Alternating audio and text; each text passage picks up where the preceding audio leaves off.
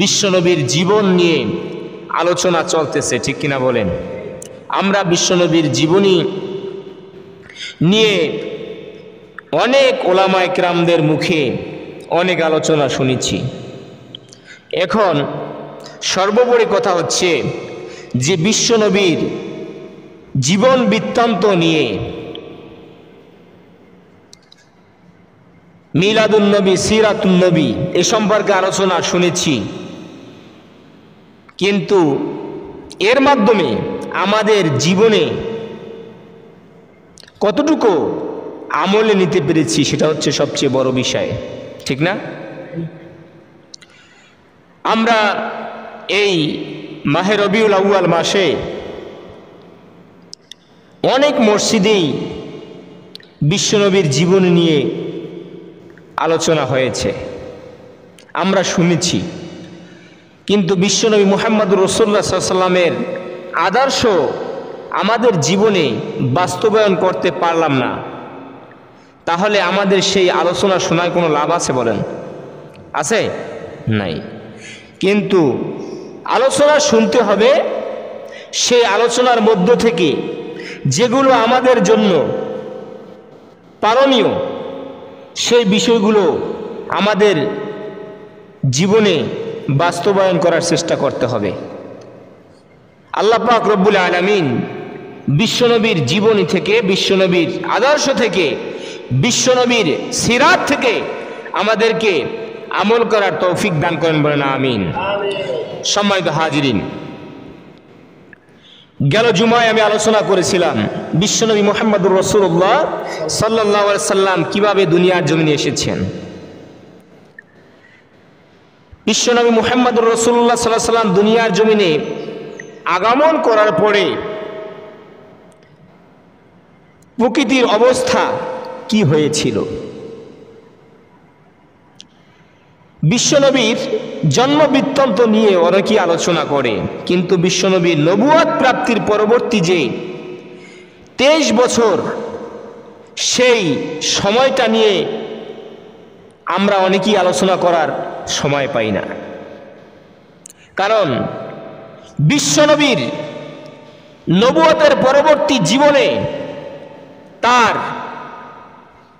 কালিমার দাওয়াতের যে বিষয়গুলো ফুটে উঠেছে সেগুলো আমাদের জন্য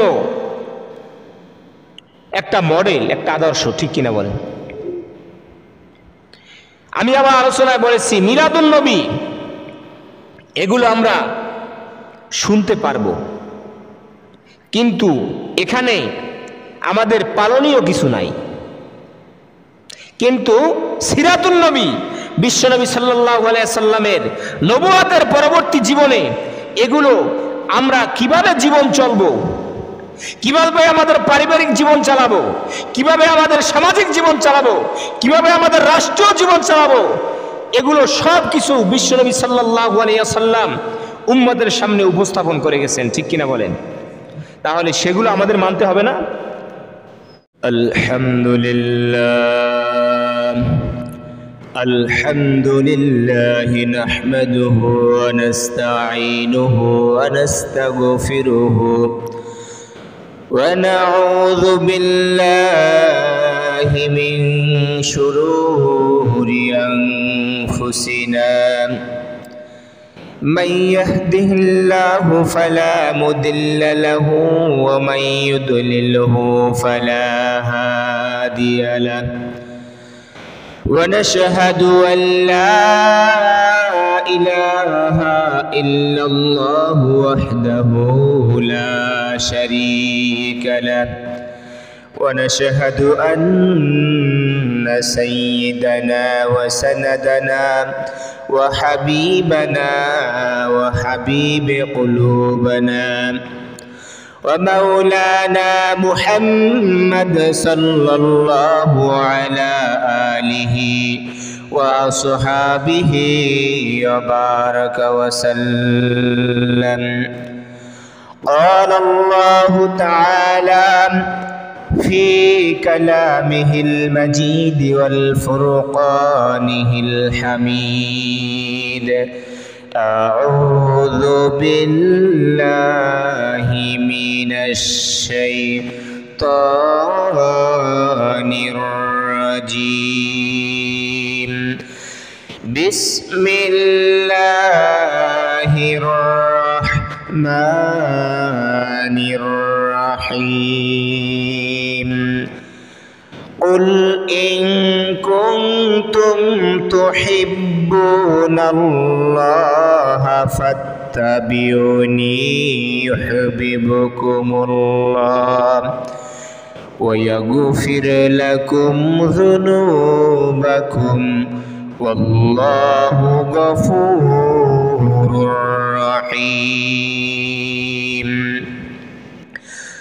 أو كما قال تعالى في شان حبيبه إن الله وملائكته يصلون على النبي يا أيها الذين آمنوا صلوا عليه وسلموا تسليما اللهم صل على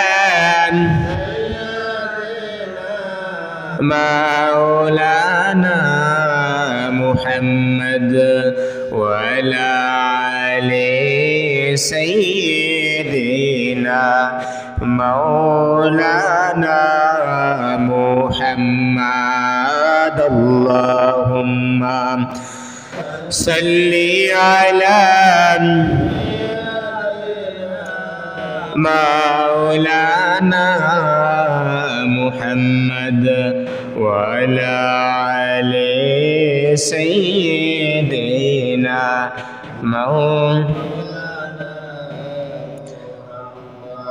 দিবানিশি মন রে আমার আর দিও না যন্ত্রণা ধনী যদি হইতাম ধনী যাইতাম সোনার মদিনা আল্লাহুম্মা সাল্লি আলা মাওলানা মুহাম্মদ ওয়া আলা আলি সাইয়্যিদিনা মৌলানা কাপনের কাপড় পরতে হবে সেই কাপড় তো থাকবে না ধনী থাকো গরিবে থাকো আজরাইল কাউকে ছাড়বে না আল্লাহুম্মা সাল্লি আলা মাওলানা মুহাম্মদ ওয়া আলা আলি সাইয়্যিদিনা বালাগাল ওয়ালা বিকামালিহি কাশাফাদ দুজা বিজামালিহি حسنت جميع خصاله صلوا عليه وآله আলহামদুলিল্লাহ আল্লাহ পাক রব্বুল আলামিনের দরবারে লাখো কোটি শুকরিয়া যেই মহান মনিব গেল জুমা থেকে এই জুমা পর্যন্ত আমাদেরকে লম্বা হায়াত দান করে আল্লাহ পাক রব্বুল আলামিনের ঘরের মেহমান হয়ে আসার এবং বসার সুযোগ করে দিলেন এই জন্য মহান মনিবের দরবারে তার শেখানো ভাষায় শুকরিয়া আদায় করি আলহামদুলিল্লাহ লাখ কোটি দরুদ সালাম মানবতার মহান শিক্ষক সাইয়্যিদুল মুরসালিন খাতামুল আম্বিয়া নবিকুল শিরোমণি সকল নবীদের মাথার মুকুট বিশ্বনবী মুহাম্মদ মুস্তাফা আহমদ মুজদুবা সাল্লাল্লাহু আলাইহি ওয়াসাল্লামের উপরে দরুদ সালাম পেশ করছি সকলে বলি সাল্লাল্লাহু আলাইহি ওয়াসাল্লাম সম্মানিত হাজিরিন রবিউল আউয়াল মাস বিশ্বনবীর জীবন নিয়ে আলোচনা চলতেছে ঠিক কিনা বলেন আমরা বিশ্বনবীর জীবনী নিয়ে অনেক ওলামা ইকরামদের মুখে অনেক আলোচনা শুনেছি। এখন সর্বোপরি কথা হচ্ছে যে বিশ্বনবীর জীবন বৃত্তান্ত নিয়ে মিলাদুন নবী, সিরাতুন নবী এ সম্পর্কে আলোচনা শুনেছি, কিন্তু এর মাধ্যমে আমাদের জীবনে কতটুকু আমলে নিতে পেরেছি সেটা হচ্ছে সবচেয়ে বড় বিষয়, ঠিক না? আমরা এই মাহে রবিউল আউয়াল মাসে অনেক মসজিদেই বিশ্বনবীর জীবন নিয়ে আলোচনা হয়েছে, আমরা শুনেছি, কিন্তু বিশ্বনবী মুহাম্মদুর রাসূলুল্লাহ সাল্লাল্লাহু আলাইহি ওয়াসাল্লামের আদর্শ আমাদের জীবনে বাস্তবায়ন করতে পারলাম না, তাহলে আমাদের সেই আলোচনা শোনায় কোনো লাভ আছে বলেন? আছে? নাই। কিন্তু আলোচনা শুনতে হবে, সেই আলোচনার মধ্য থেকে যেগুলো আমাদের জন্য পালনীয় সেই বিষয়গুলো আমাদের জীবনে বাস্তবায়ন করার চেষ্টা করতে হবে। আল্লাহ পাক রব্বুল আলামিন বিশ্বনবীর জীবনী থেকে, বিশ্বনবীর আদর্শ থেকে, বিশ্বনবীর সিরাত থেকে আমাদেরকে আমল করার তৌফিক দান করেন, বলেন আমিন। সম্মানিত হাজিরিন, গেল জুমায় আমি আলোচনা করেছিলাম বিশ্বনবী মুহাম্মদুর রাসূলুল্লাহ সাল্লাল্লাহু আলাইহি সাল্লাম কিভাবে দুনিয়ার জমিনে এসেছেন। বিশ্বনবী মুহাম্মদুর রাসূলুল্লাহ সাল্লাল্লাহু আলাইহি সাল্লাম দুনিয়ার জমিনে আগমন করার পরে প্রকৃতির অবস্থা কি হয়েছিল। বিশ্বনবীর জন্ম বৃত্তান্ত নিয়ে অনেকেই আলোচনা করে, কিন্তু বিশ্বনবীর নবুয়ত প্রাপ্তির পরবর্তী যে 23 বছর সেই সময়টা নিয়ে আমরা অনেকেই আলোচনা করার সময় পাই না। কারণ বিশ্বনবীর নবুয়তের পরবর্তী জীবনে তার কালিমার দাওয়াতের যে বিষয়গুলো ফুটে উঠেছে সেগুলো আমাদের জন্য একটা মডেল, একটা আদর্শ, ঠিক কিনা বলেন? আমি আমার আলোচনায় বলেছি মিলাদুন নবী এগুলো আমরা শুনতে পারবো, কিন্তু এখানে আমাদের পালনীয় কিছু নাই।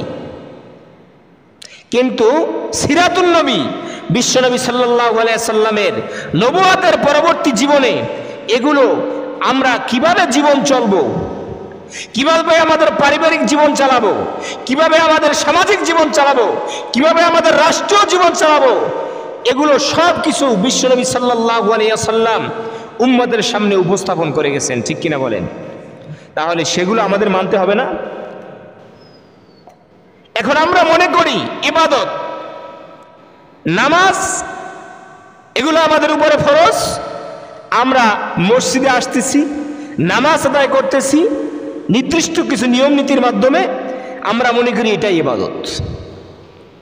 কিন্তু না, আমাদের পারিবারিক জীবন থেকে রাষ্ট্রীয় জীবন পর্যন্ত, মুরগির ঘর থেকে শুরু করে পার্লামেন্ট পর্যন্ত বিশ্বনবী সাল্লাল্লাহু আলাইহি সাল্লামের আদর্শ অনুসরণ অনুকরণ করাই হচ্ছে এই উম্মতে মুহাম্মাদের দায়িত্ব, ঠিক কিনা বলেন? তাহলে সেই আদর্শ আমরা কতটুকু মানতে পেরেছি দেখেন। বাস্তব চিত্র হচ্ছে মসজিদে যিনি ইমামতি করবেন, মসজিদে যিনি নামাজের ইমামের দায়িত্ব পালন করবেন, সেক্ষেত্রে আমরা তাকে জাস্টিফাই করি সেই ব্যক্তি তার পারিবারিক জীবন কিভাবে অতিবাহিত করে, তার স্ত্রী পর্দা করে কিনা, আমার সাথে কথা বলবেন, সেটা আমরা বাছাই করে কি করি না? যে মসজিদের ইমাম সাহেব যিনি আমাদের ইমামতি করবেন, নামাজের দায়িত্ব নেবেন, তার স্ত্রী পর্দা করে কিনা, আমাদের ইমাম সাহেব কোনো সুদী লেনদেনের সাথে জড়িত আছে কিনা,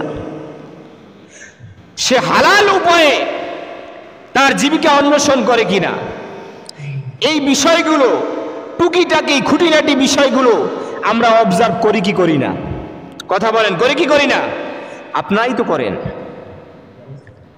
ইমাম সাহেবের ব্যক্তিগত জীবন পরিচালনা করার ক্ষেত্রে আমরা যদি তার ভিতরে কোনো রকম অনইসলামিক সামান্যতম কোনো কার্যকলাপ আমাদের দৃষ্টিতে পড়ে, তাহলে ইমাম সাহেবের ক্ষেত্রে সেটা আমরা সংশোধন করার চেষ্টা করি কি করি না? অনেক সময় দেখা যায় আমরা তার সংশোধনী না করেও আমরা পিছনে পিছনে তার সমালোচনা করি। কথা বলেন, করি না? এটা বাস্তব কথা। আমরা যদি মসজিদে একজন যিনি আমাদের সামনে ইমামতি করবেন, শুধু মসজিদের দায়িত্ব যিনি নেবেন, নামাজের দায়িত্ব যিনি নেবেন, তার ক্ষেত্রে যদি আমরা বিবেচনা করি তার স্ত্রী পর্দা করে কিনা, তিনি হালাল ভাবে উপার্জন করে কিনা, তিনি ইসলামের পরিপূর্ণ জীবন বিধান মানে কিনা, এগুলো পুঙ্খানুপুঙ্খরূপে আমরা যদি এটা চুলচেরা বিশ্লেষণ করতে পারি, তাহলে অবশ্যই আমাদের এটাও বিশ্লেষণ করতে হবে যিনি রাষ্ট্রের দায়িত্ব নেবেন সেই ব্যক্তি নামাজি কিনা। ঠিক কিনা বলে? হবে কি হবে না? সেটা আমাদেরকে বিশ্লেষণ করতে হবে। যিনি মসজিদের ইমামতি করবেন তাকে যদি আমরা বিশ্লেষণ করি সেই ব্যক্তি নামাজ পড়ে কিনা, হালাল খায় কিনা, স্ত্রী পর্দা করে কিনা, তিনি মিথ্যা কথা বলে কিনা, সেটা যদি আমরা বিবেচনা করতে যাই, তাহলে অবশ্যই সামান্য মসজিদের দায়িত্ব থাকা ব্যক্তিকে এভাবে চুলচেরা বিশ্লেষণ করে ইমামের দায়িত্ব দিয়েছি, কিন্তু যিনি একটা রাষ্ট্রের দায়িত্ব পালন করবেন অবশ্যই তার ব্যাপারে আমাদের সচেতন হতে হবে। ঠিক কিনা বলেন? সেক্ষেত্রে আমাদেরকে বিবেচনা করতে হবে সে ব্যক্তি হালাল ভাবে উপার্জন করে কিনা, নামাজ পড়ে কিনা, ইসলাম অনুসারে জীবনযাপন করে কিনা, সেটা আমাদেরকে বিশ্লেষণ করতে হবে। সম্মানিত ভাইয়েরা আমার, এটা আমার বাপদাদার বানানোর কথা বলতেছি না, কোরআন যেটা বলে, হাদিস সেটা বলে। বিশ্বনবী মুহাম্মদুর রাসূলুল্লাহ সাল্লাল্লাহু আলাইহি ওয়াসাল্লাম তার পারিবারিক জীবন থেকে রাষ্ট্রীয় জীবন পর্যন্ত সকল পর্যায়ে তিনি ইসলাম অনুসারে আল্লাহ পাক রব্বুল আলামিন যেভাবে বলেছেন সেইভাবে তিনি রাষ্ট্র পরিচালনা করেছেন, সমাজ পরিচালনা করেছেন। ঠিক কিনা বলেন? তাহলে রাসূলকে যদি আমরা ভালোবেসে থাকি, তাহলে অবশ্যই রাসূল যে আদর্শ বাস্তবায়ন করার চেষ্টা করেছেন সেই রকম আদর্শ আমাদেরকে অবশ্যই অনুসরণ করতে হবে। খাবারের নিয়ম বিশ্বনবী বলেছেন কিভাবে খাবার খাবে, কিভাবে আপনি সন্তান বিবাহ শাদী, ছেলেকে কিভাবে বিবাহ শাদী করাবেন, কোন নিয়মে বিবাহ করাবেন, মেয়েকে কোন নিয়মে বিবাহ দিবেন, ইসলাম আপনাকে বলে দিয়েছে। সুতরাং আপনি যদি মসজিদে শুধু ইসলামিক কার্যকলাপ পরিচালনা করেন, মসজিদের বাহিরে গিয়ে নিজেকে ইসলামের মধ্যে থেকে খারিজ করে দেন, তাহলে মনে রাখবেন বিশ্বনবীর আদর্শ আপনি অনুসরণ করেন নাই। বিশ্বনবীর আদর্শ গোটা জীবনব্যাপী চলবে, শুধু মসজিদের মধ্যে বিশ্বনবী আদর্শ নয়। বিশ্বনবী মুহাম্মদুর রাসূলুল্লাহ সাল্লাল্লাহু আলাইহি ওয়াসাল্লাম ইতিমদেরকে কিভাবে সাহায্য সহযোগিতা করেছেন, ইতিমদের পাশে কিভাবে দাঁড়িয়েছেন, বিশ্বনবী মুহাম্মদুর রাসূলুল্লাহ সাল্লাল্লাহু আলাইহি ওয়াসাল্লাম বলেন, তোমাদের কারো হৃদয়ের মধ্যে যদি কঠোরতা থাকে, কোমলতা যদি না থাকে, তাহলে তোমরা ইতিমদের মাথার মধ্যে হাত বুলাইয়া দাও। কারণ এই বিশ্বনবী সাল্লাল্লাহু আলাইহি ওয়াসাল্লাম জন্মের পূর্বে তার পিতা দুনিয়া থেকে বিদায় হয়ে গেছেন। জন্মের 6 বছর বয়সে বিশ্বনবী সাল্লাল্লাহু আলাইহি ওয়াসাল্লামের মাতা দুনিয়া থেকে বিদায় হয়ে গেছেন। সুবহানাল্লাহ। ফাআম্মাল ইয়াতীমা ফালা তাকহার, আল্লাহ পাক রব্বুল আলামিন বলেন, হে নবী আপনাকে কি আমি ইয়াতীম অবস্থায় পাই নাই? তাহলে বোঝা যায় বিশ্বনবী সাল্লাল্লাহু আলাইহি ওয়াসাল্লাম প্রতিটা সেক্টরে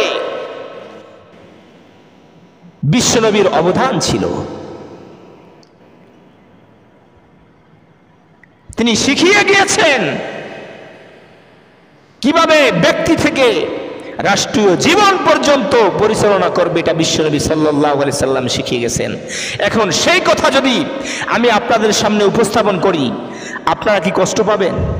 কথা বলেন, আপনারা কি কষ্ট পাবেন? কষ্ট পাওয়ার কথা না, কারণ যে প্রকৃতপক্ষে উম্মত, সেই উম্মত বিশ্বনবীর যে আদর্শগুলো, বিশ্বনবীর যে অমীয় বাণীগুলো, সেগুলো যদি শোনে তাহলে তাদের হৃদয় আরো তৃপ্তি পায়। ঠিক কিনা বলেন? হৃদয় তৃপ্তি পায় না? আমরা মানতে পারি আর না পারি, চেষ্টা করব ইনশাআল্লাহ। এখন আপনি যদি না জানেন তাহলে আপনি এটাকে মানবেন কিভাবে? আপনাকে আগে জানতে হবে না? সমাজের মধ্যে আজকে বিশ্বনবী সাল্লাল্লাহু আলাইহি সাল্লাম বলে গেছেন স্বামী স্ত্রীর সম্পর্ক কেমন হবে। আজকে সমাজের মধ্যে স্বামী স্ত্রীকে সম্মান করে না, স্ত্রী স্বামীকে সম্মান করে না, উভয়ের মধ্যে দ্বন্দ্ব লেগে থাকে। তাহলে আমরা যদি মসজিদের মধ্যে বিশ্বনবীর আদর্শ নিয়ে সিরাত সুরাত নিয়ে আলোচনা করি, তাহলে ঘরের মধ্যে যদি স্বামী স্ত্রীর মধ্যে মোহাব্বত না থাকে, তাহলে মনে রাখবেন আমরা মসজিদের আলোচনা মসজিদেই রেখে এসেছি, কিন্তু আমরা আমাদের বাস্তব জীবনে এটা বাস্তবায়িত করতে পারি না। আমরা মনে করি যে আসলে নারীরা আমাদের ঘরে এসেছে, তারা সারাদিন রাত 24 ঘন্টা কাজ করেই যাবে। ইসলাম এটা বলে নাই। বিশ্বনবী সাল্লাল্লাহু আলাইহি সাল্লাম মাটির গর্ত থেকে নারীদেরকে হাত ধরে রানীর সিংহাসনে বসিয়ে দিয়েছিলেন। এটা হচ্ছে বিশ্বনবীর আদর্শ। আজকে আমরা নারীদেরকে সম্মান দেই না, নারীদেরকে মর্যাদা দেই না। আমাদের অনেক সমাজের মা বোনেরা বলে নারী এবং পুরুষের অধিকার সমান। তারা মনে করে ইসলাম তাদেরকে অধিকার থেকে দূরে সরিয়ে দিয়েছে, কিন্তু না, প্রকৃতপক্ষে নারীকে সম্মান দিয়েছে ইসলাম। নারীকে সম্মান দিয়েছে কে? ইসলাম। বিশ্বনবী সাল্লাল্লাহু আলাইহি সাল্লাম আয়ামে জাহিলিয়াতের যুগে এসেছিলেন। মাইট ইজ রাইট, যেই সময় ছিল জোরজার মুল্লুক তার কন্যা সন্তানদেরকে জীবন্ত অবস্থায় কবর দেওয়া হতো। বিশ্বনবী সাল্লাল্লাহু আলাইহি সাল্লাম এসে দেখলেন যে কি হচ্ছে, নারীদেরকে অধিকার থেকে বঞ্চিত করা হচ্ছে, নারীদেরকে সর্ব অবস্থায় হেয় প্রতিপন্ন করা হচ্ছে, পুরুষ শাসিত একটা সমাজ প্রতিষ্ঠিত হচ্ছে। বিশ্বনবী সাল্লাল্লাহু আলাইহি সাল্লামের কাছে এক সাহাবী আসলেন, ইয়া রাসূলুল্লাহ, ইয়া হাবিবাল্লাহ, সম্মান করব কার?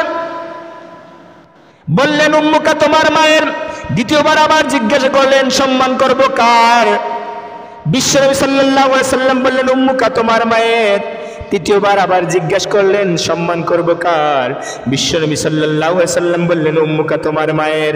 চতুর্থবার বললেন আবুকা, তোমার পিতার। সুবহানাল্লাহ, মায়ের সম্মান 3 গুণ বাড়িয়ে দিলেন কে? মুহাম্মদুর রাসূলুল্লাহ সাল্লাল্লাহু আলাইহি সাল্লাম। আজকে আমরা মনে করি বিশ্বনবীর আদর্শ হচ্ছে, বিশ্বনবীর সুন্নাহ হচ্ছে শুধু টুপি মাথায় দেওয়া, শুধু দাড়ি রাখা, শুধু পাঞ্জাবি পরা। এই নির্দিষ্ট কিছু কাজের মধ্যে আমরা নিজেদেরকে সীমাবদ্ধ করে রেখেছি। কিন্তু বিশ্বনবী সাল্লাল্লাহু আলাইহি ওয়াসাল্লাম যা উম্মতের জন্য প্রয়োজন সব কিছু বিশ্বনবী বলে গেছেন। ঠিক কিনা বলেন? ঠিক কিনা বলেন? কারণ বিশ্বনবী কোরআন ছাড়া কথা বলে নাই। কোরআন যা বলেছে বিশ্বনবী উম্মতের সামনে তা উপস্থাপন করে গেছেন। আর কোরআন কি? কমপ্লিট কোড অফ লাইফ, পরিপূর্ণ জীবন ব্যবস্থার নাম হচ্ছে ইসলাম। আর এই ইসলাম যা দিয়ে চলবে সেটা হচ্ছে কোরআন। সুবহানাল্লাহ। কোরআন দিয়ে যদি সমাজ ব্যবস্থা পরিচালিত হয়, অন্য ধর্মের লোক তাদের ন্যায্য অধিকার ফিরে পাবে, সমাজের মধ্যে গরিব তার অধিকার ফিরে পাবে। আজকে সমাজের মধ্যে গরিব তার ন্যায্য অধিকার পায় না। যিনি গরিব সমাজের মধ্যে, যিনি একটু গরিব প্রকৃতির, অর্থ সম্পদ কম, তাকে সমাজের সমস্ত মানুষ তার উপরে জুলুম করে কি করে না? ন্যায্য অধিকার আদায়ের জন্য কারো কাছে যদি ওই গরিব যায়, সেই গরিবকে ধিক্কার দিয়ে পাঠিয়ে দেওয়া হয়। ঠিক কিনা বলে? গরিবকে ধিক্কার দিয়ে পাঠিয়ে দেওয়া হয়। শুধু তাই নয়, কোন সালিশ ব্যবস্থা করার জন্য ওই গরিব তার ন্যায্য অধিকার পায় না, ন্যায্য অধিকার থেকে বঞ্চিত হয়। কিন্তু বিশ্বনবীর আদর্শ এটা বলে নাই। বিশ্বনবী সাল্লাল্লাহু আলাইহি ওয়াসাল্লাম একজন মুসলিম এবং একজন অন্য ধর্ম অবলম্বী একজন কাফেরের সাথে